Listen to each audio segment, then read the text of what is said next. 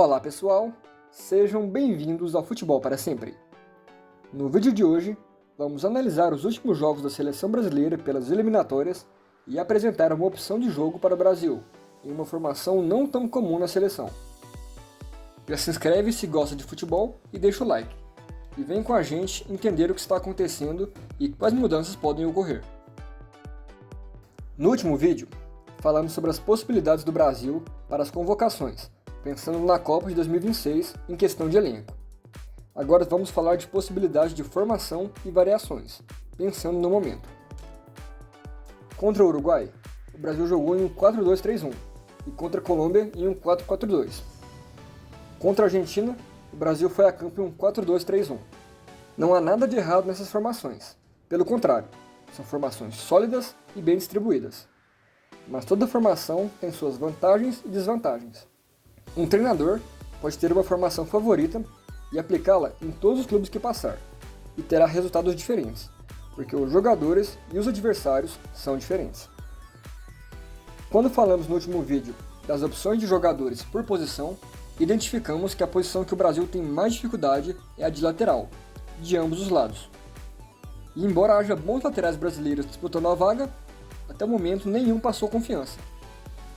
Nisso, o Brasil tem duas opções: ficar revezando os laterais até encontrar quem possa assumir essas vagas na seleção, ou uma opção menos usual para os padrões brasileiros: jogar sem laterais. Aqui temos algumas opções: 4-3-3, formação usada pela Alemanha na Copa de 2014, com uma linha de 4 defensores. 3-4-3, formação usada desde antigamente, com a formação WM. E 3-5-2, que é um sistema comum na Itália.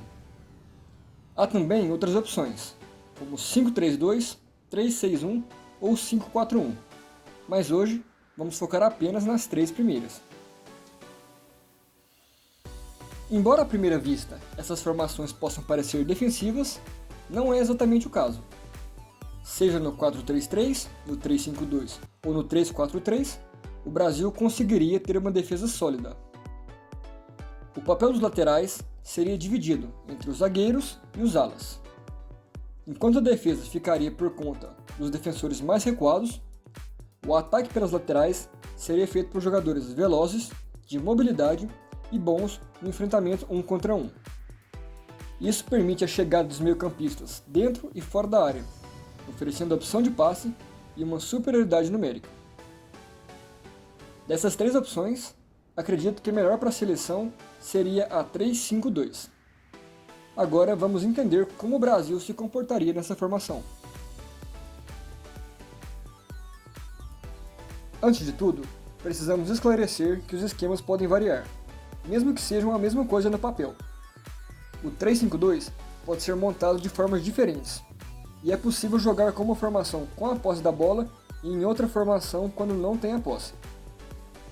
Vamos pensar o Brasil com uma linha de 3 zagueiros, 2 meio-campistas, 2 alas, um meio-atacante e na frente 2 atacantes. Definido o esquema, agora precisamos escalar a seleção de acordo com as peças disponíveis e a ideia de jogo. Alisson e Ederson são equiparados em nível, e talvez você tenha uma preferência por um ou outro, mas Ederson leva vantagem no quesito jogo com os pés, algo fundamental para os goleiros modernos. Fernando Diniz já mostrou preferir Ederson a Alisson, mas seja qual dos dois estiver no gol, o Brasil terá um ótimo goleiro. Com 3 zagueiros, a ideia é manter uma linha de 3 mais compacta, com os zagueiros mais abertos marcando os pontos adversários e o zagueiro centralizado marcando ou o centroavante ou o meia de chegada à área. A função deles é principalmente defensiva, mas eles também são os primeiros construtores da jogada, podendo fazer a ligação para os meias, os alas ou mesmo para os pontas, algo que Davi Luiz fazia bastante. Aqui temos peças interessantes: Marquinhos, Militão e Bremer, que jogaram a última Copa, Nino, Adrielson, Ibanez, Robert Renan, Gabriel Magalhães, entre outros. O zagueiro mais aberto pela direita deve ser Militão, até pela facilidade em jogar também nessa posição. Mais centralizado, Marquinhos. mas eu experimentaria jogar com o Nino nessa posição. E pela esquerda, Gabriel Magalhães. O fato de Gabriel Magalhães ser canhoto ajuda nessa escolha. Uma zaga alta, rápida e forte.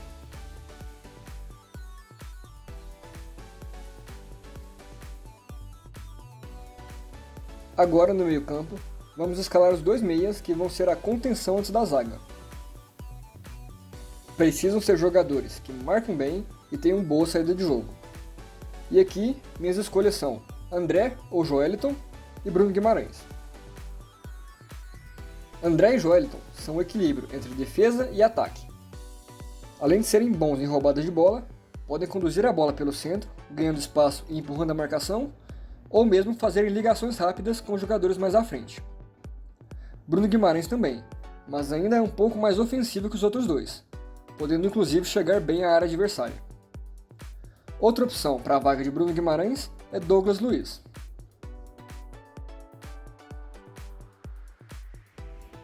Agora vamos escalar os dois alas.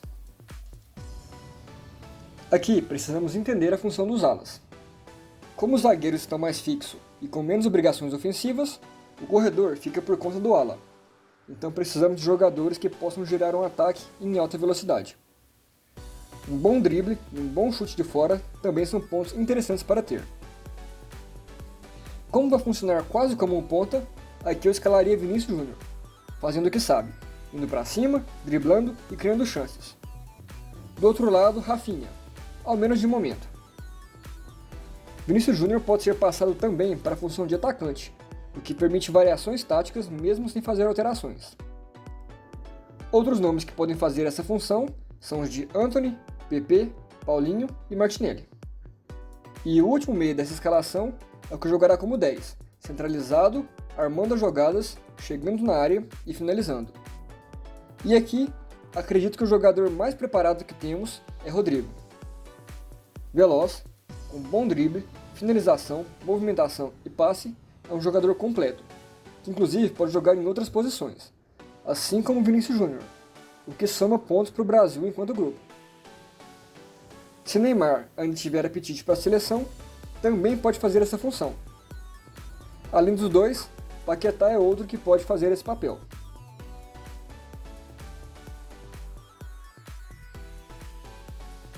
E agora, os dois atacantes. E aqui, precisamos novamente pensar no que queremos. 2 jogadores de área e de força? 2 jogadores leves de movimentação? 1 de cada? Depende das peças disponíveis, do adversário e do momento do jogo. Como o Brasil não tem um 9 de referência pronto para hoje, é hora de testar. E Endrick deve ganhar mais minutos para fazer essa função. Quanto antes ele entender e ficar à vontade com a camisa da seleção, melhor. Se ele corresponder na seleção, bom para todo mundo. Vitor Roque é outro que deve ganhar oportunidades. E se essa dupla der certo, o Brasil vai ter um ataque forte para 2026. João Pedro é outro atacante com boas características que pode ir bem na seleção. Márcio Leonardo também é um nome interessante para a função, e precisa ganhar minutos para que mostre o que pode fazer. Richarlison, se recuperar o bom futebol, também pode cumprir esse papel. E essa é a formação ideal para um 3-5-2 na seleção brasileira, com as possibilidades atuais, visando 2026. Se quiserem um vídeo mostrando como esse time jogaria ofensiva e defensivamente, comentem, que podemos trazer esse vídeo em breve no canal. Se ainda não deixou o like e não se inscreveu, fica o convite para fazer parte do time de quem ama futebol. Valeu galera, tamo junto e futebol para sempre!